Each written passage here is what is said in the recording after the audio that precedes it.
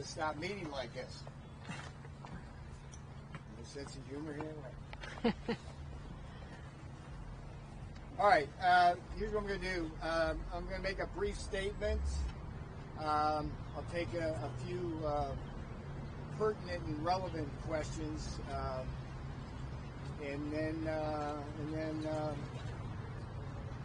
we're going over there. So the little story here is Navarro's going to prison today.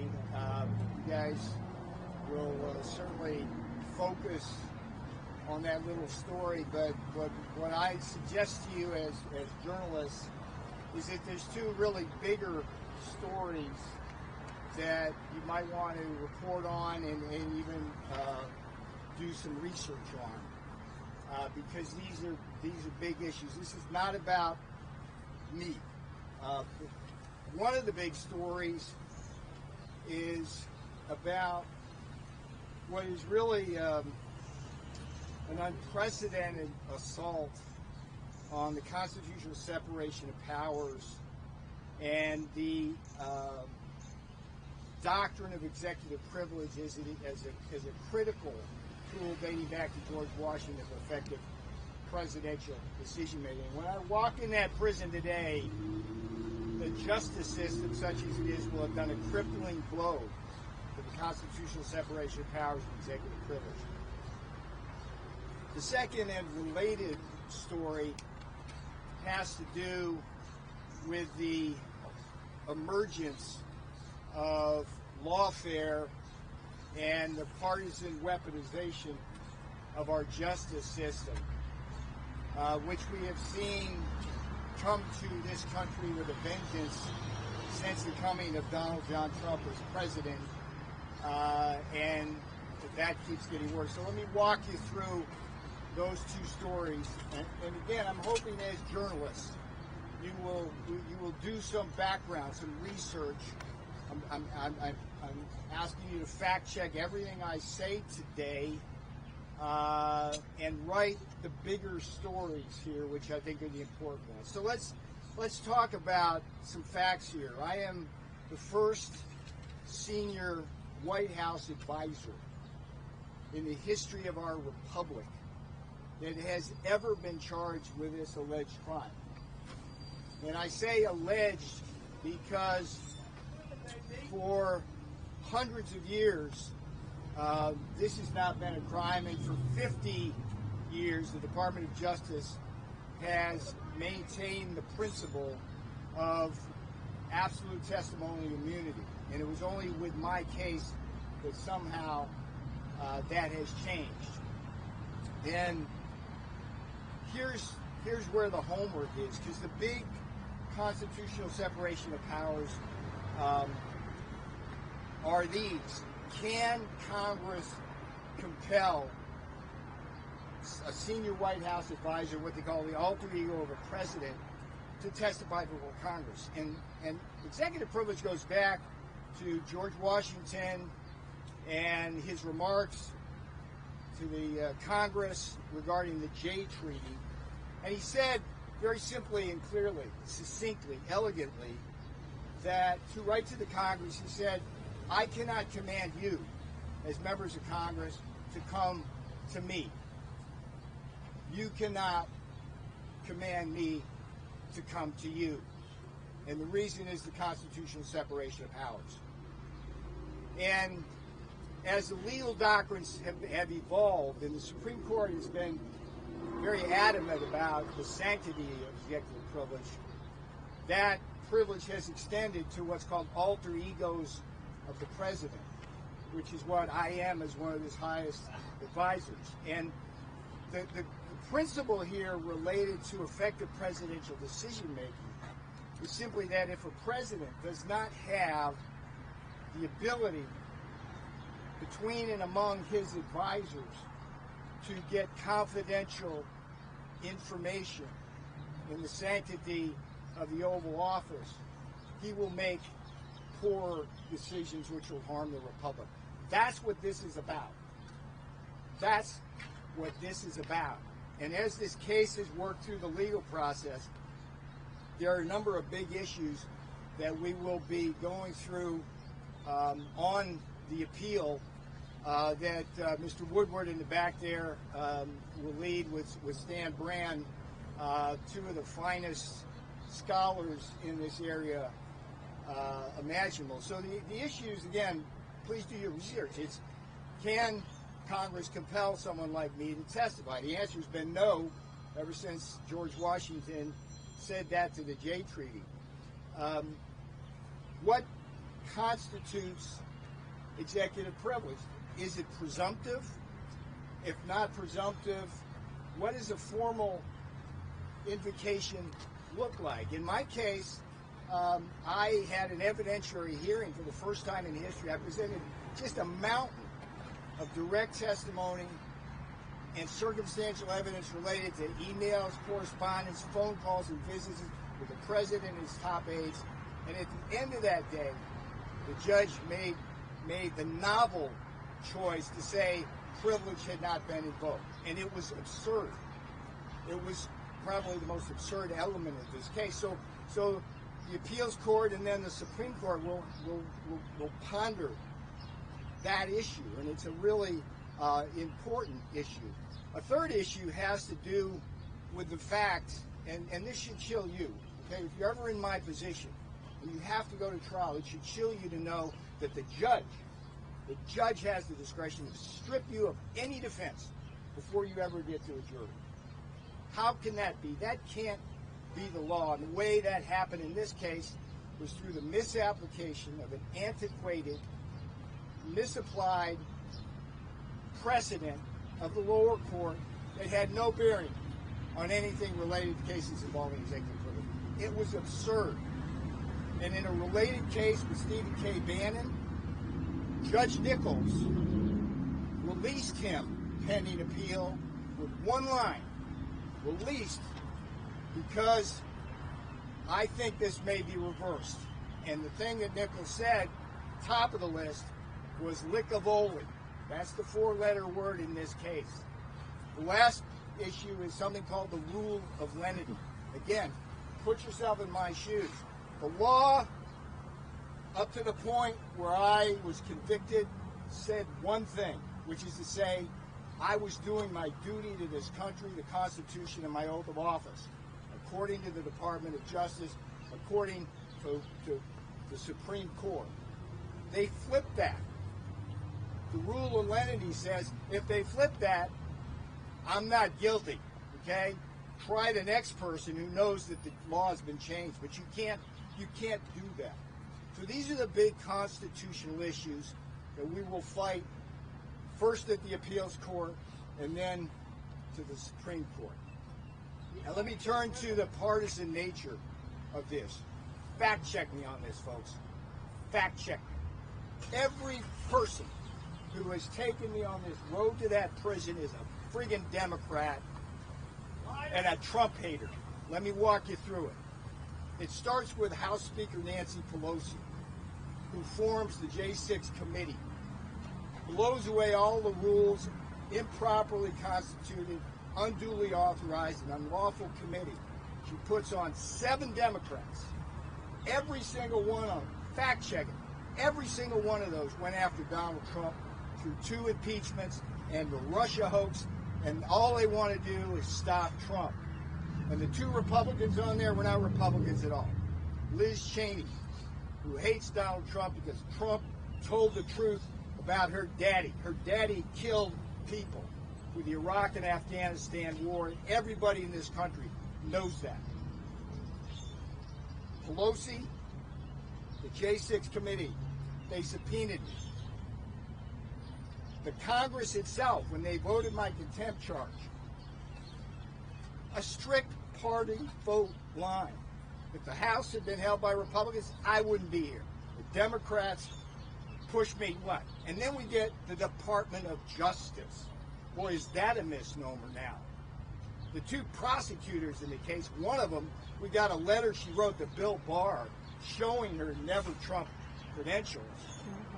And they are the ones who, during the trial, consistently insisted I was acting above the law when they wouldn't let me explain to the jury why I was obeying the law.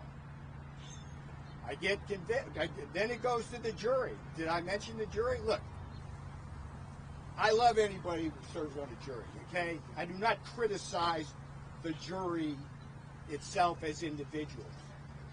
But would you, as a Republican and a member of the Trump administration, want to sit before 12 people drawn from a voter registration pool in which 95% of the people voted for Joe Biden? That's astonishing. So I get in front of that jury. The judge had already stripped me of the defenses, and I'm facing that jury. And by the way, the judge who stripped me of the defenses fact-checked me on this. Before he got appointed to the bench by Barack Obama, he was what's called a bundler. You know what a bundler is? He bundled checks to give to the campaign of candidate Obama. And coincidentally, he winds up on the bench. Democrat, Democrat, Democrat, Democrat.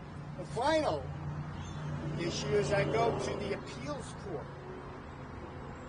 The appeals court to get simple release pending my appeal, which is the normal course. And it was given immediately to Stephen Bannon.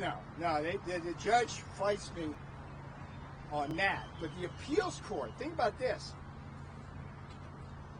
Mr. Woodward files that appeal. It comes into 3 judges. 2 of them are Republican, 1 is a Democrat. We've got your appeal. Time passes, a short period of time. We get the ruling back. Appeal denied. 3 Obama judges on the 3 panels. 3. How did that bait and switch happen? That's supposed to be a random draw. You know what the odds of that are? Less than 20%. Democrat, Democrat, Democrat. From start to finish. This is the partisan weaponization of our judicial system. Please write these big stories. Now, the last thing I want to say is that that's prison. That's where they take your freedom. But as hard as it will be on me, and as hard as it will be on anybody who is in there, it's harder on their families. And this is who those Democrats have hurt. This is who the Democrats have hurt. I will walk proudly in there and do my time. But what they do to people, and by the way, fact check this. I will be the only person in that prison who's been convicted of a misdemeanor. A misdemeanor.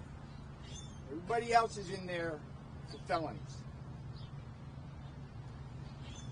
I will gather strength from this. Donald John Trump is the nominee for the Republican presidential campaign. While I'm away for the next 4 months, my new book, it's called The New MAGA Deal, the guidebook to the Trump platform, the unofficial guidebook to the Trump platform. It's being published by Don Jr.'s publishing house, Winning Strategies. And if anybody wants to get an advance copy, if I may do a little marketing here, you go to newmagadeal.com. That book will be ready on the eve of the Republican National Convention, and it will be an important tool to show the people of America what MAGA principles are about.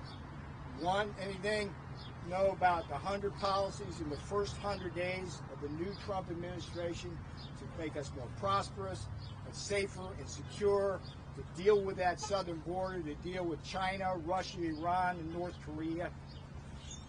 NewMagaDeal.com. That will be it. And I am just tired of the Democrats saying that Donald Trump and his followers and supporters are extremists. This was the man. This was the man. Make no mistake about this. For 4 years, peace, prosperity, security, price stability.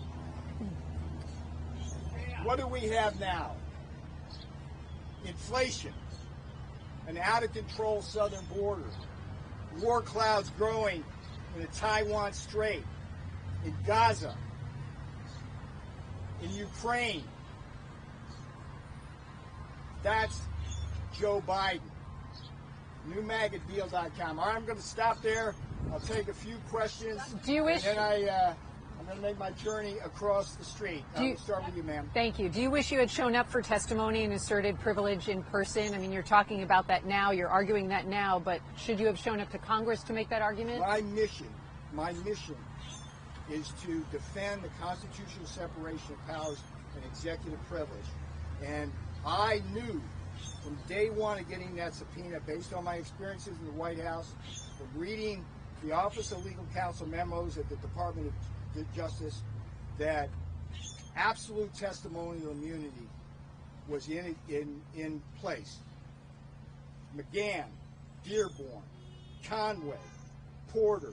I can give you a whole long string of senior White House advisors who did exactly what I did and were never prosecuted.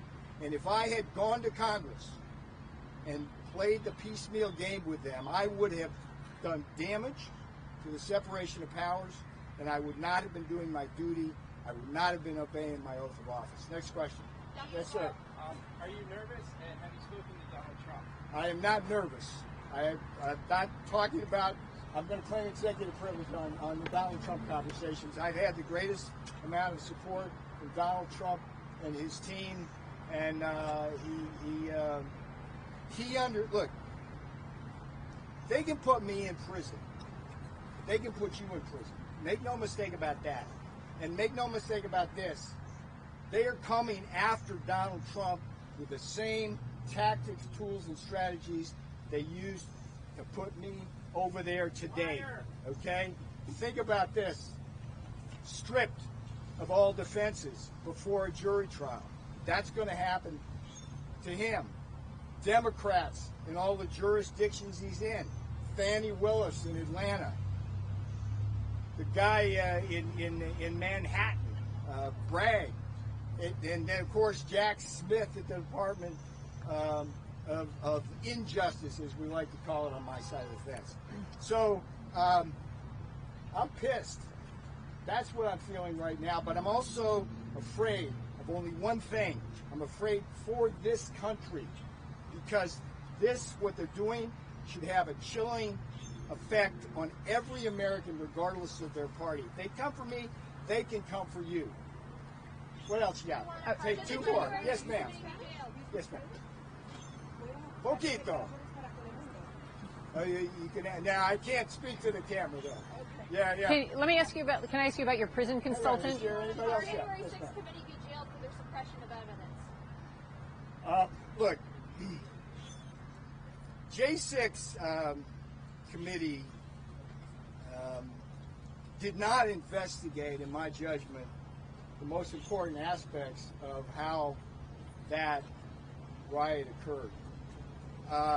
I wrote in my book, in Trump Time, in the chapter about J6, that the last three people on God's good earth who wanted violence that day on Capitol Hill were Stephen K. Bannon, President Trump himself, and me. And the reason is that the fact that violence occurred deprived this country of having a review under the perfectly legal 1887 Electoral Count Act of the votes.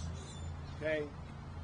What I think needs to happen, and I hope the Republicans, are you listening louder, Mac? Are you listening, folks up there? Jim Jordan, my brothers who I used to ride with on Air Force One. You need to remember that J6 committee has some unfinished business. There were more FBI informants up on Capitol Hill that day, possibly instigating that crowd, than the FBI itself could keep track of. There were stories about that. Why did Nancy Pelosi not provide more Capitol Hill police? Why did Mark Esper, the Secretary of Defense, have the National Guard so far away? And as for the destruction of evidence, sir, look, the things they are doing, Hillary Clinton, like cleansing her, I mean, there's so many things these Democrats have done that would actually justify prison. You juxtapose that with me. All I've done is my duty. All I have done is my duty to this country, the Constitution, my commander-in-chief, and to my oath of office. All right, one more. Do you want a pardon either for President Joe Biden or Trump if he becomes president? This is going to the Supreme Court. My mission in this, and I will have served my time by the time that mission is completed, is to get this in front of the Supreme Court, and I hope that they will put politics aside and look at, this is what they call a case, this is important, this is what's called a case of first impressions, okay? There are so many novel legal issues in this case that require the settlement, again, another legal term, of good law on the subject, settling good law.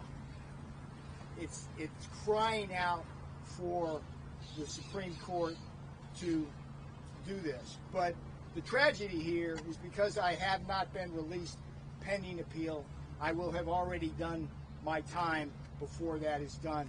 But that's the price of living in Joe Biden's America right now. God bless you all. I'll see you on the other side. What about a president for Trump, sir? We're waiting for you.